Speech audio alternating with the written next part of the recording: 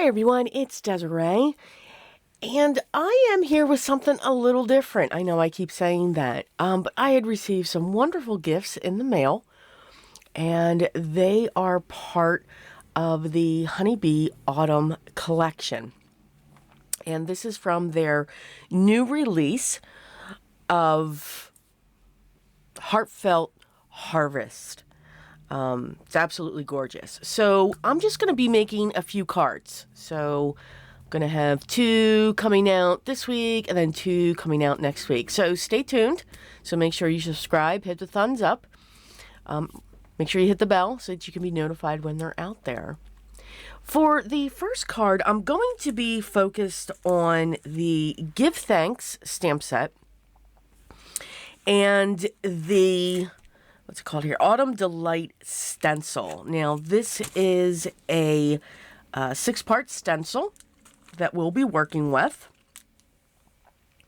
And I thought it would look great behind that beautiful, big, bold Give Thanks sentiment. I will also be doing some colored pencil in the sentiment as well. So you're going to watch me have fun with a stencil, adding color, and then also with my colored pencils. I pulled out my waffle flower, we're just going to call this a sticky mat. It's just a really large stamp that's solid. And I've placed my stencil down. Now, I'm going to be making a 5x7 card. Of course, I don't think this all the way through, not realizing that the stencil is a 6x6. But that's okay. We can still make it work, and we do. I've taken the stencil and I've made sure it's on one side of this panel that I've cut. Now, this panel was cut to 4 3/4 by 6 3/4. It's okay. We're going to shift the stencil and we're just going to go to town. I'll be using my Simon Says Pawsitively inks for the coloring. And we're just going to do some basic inking. I mean, we can certainly add all kinds of different rich layers. I mean, stencils can do beautiful work, and you can do beautiful work with them. But to just show that you can take a stencil, get 2 shades of ink, or if you only have 1 shade of green, just make it darker the second time on this level of the stencil. Again, you don't need a lot of supplies, and you get a beautiful background in no time. Now, something that I thought was interesting are that the Honeybee stencils are clear. You know, usually the stencils are like that hazy, ivory, grayish, frosted color. Let's just go with that. These are completely clear. They also, and again, in my opinion, I don't know, I could be having a moment, I'm not quite sure. They felt a little stiffer than other stencils, a little thicker. These stencils gave me great results. And I've gotten better, but I do and will claim that I do CPR when I stamp or when I craft. I'm not a genteel crafter.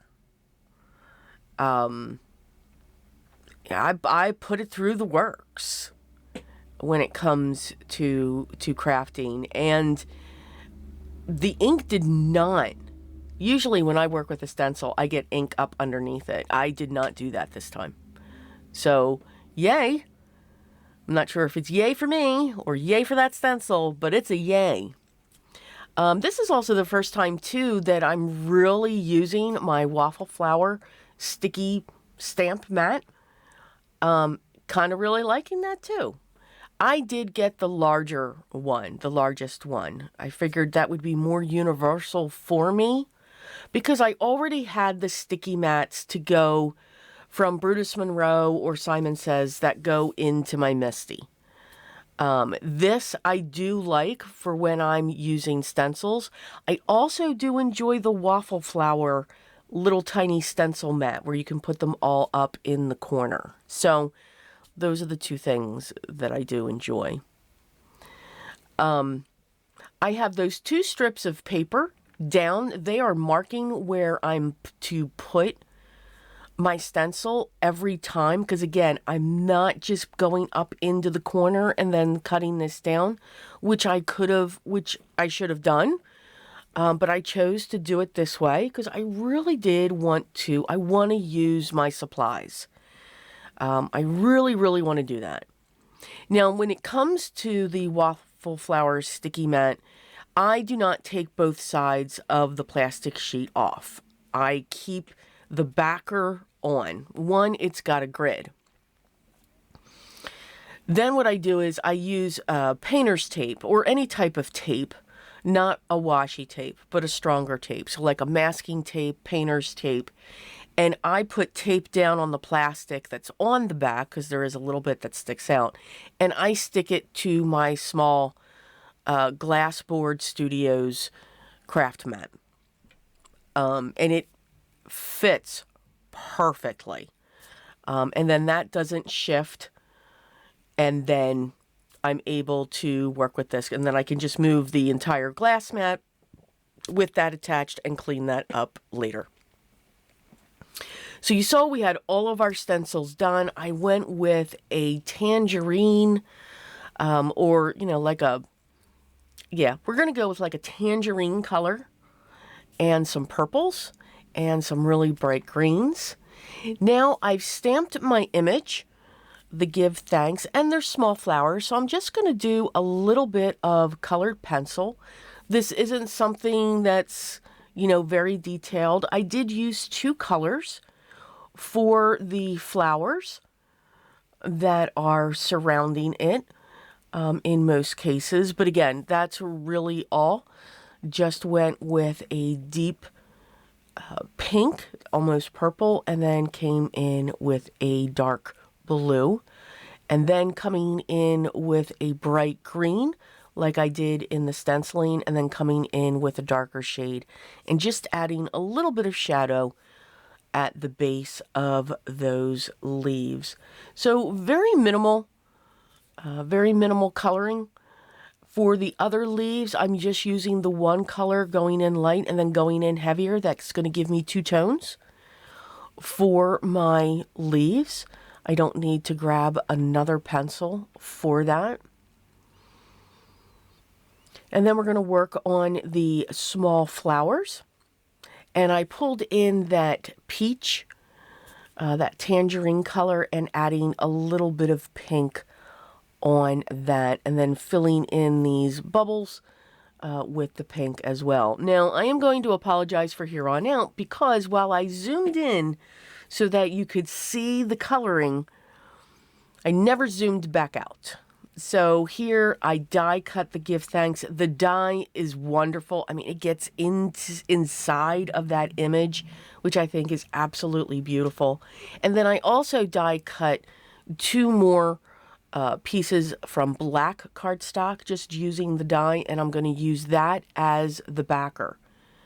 The reason why I chose black cardstock is when this is lifted up, it'll give just a small halo around it when you look at it from the side. It'll separate it from that background. The background has a lot going on, a lot of colors, as does the sentiment. So I want that to be just a little bit different. To solve the problem of my panel not being 6 3/4 by 4 3/4, I cut it down to 6 by the 4 3/4.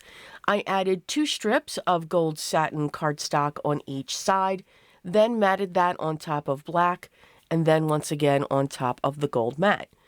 No one will ever know that Desiree did not think this through, except you all, so you can tell everyone. I do hope that you enjoyed today's video. I had a lot of fun playing with these products and just having some crafty time. for myself. I hope you'll stay tuned for tomorrow for the next video where I'll be showing you the next items that I'm going to play with. As always, the products that I used will be listed down below if you wanted to check those out. And if you have any questions, make sure you leave those down below as well. And I will make sure I get back to you as soon as I can. Make sure you hit that subscribe button and make sure you hit that thumbs up. That helps me get out there so that other people can see these videos as well. Ring the bell so you can be notified. Hopefully YouTube does it for the next video when we're ready to meet again. But remember what's most important for me. Enjoy the process. Enjoy the process of the art that you create. Take the techniques that we all use here and make them your own to your stash. But always remember what is most important. Always be creative, guys. And I'll talk to you tomorrow. Till then.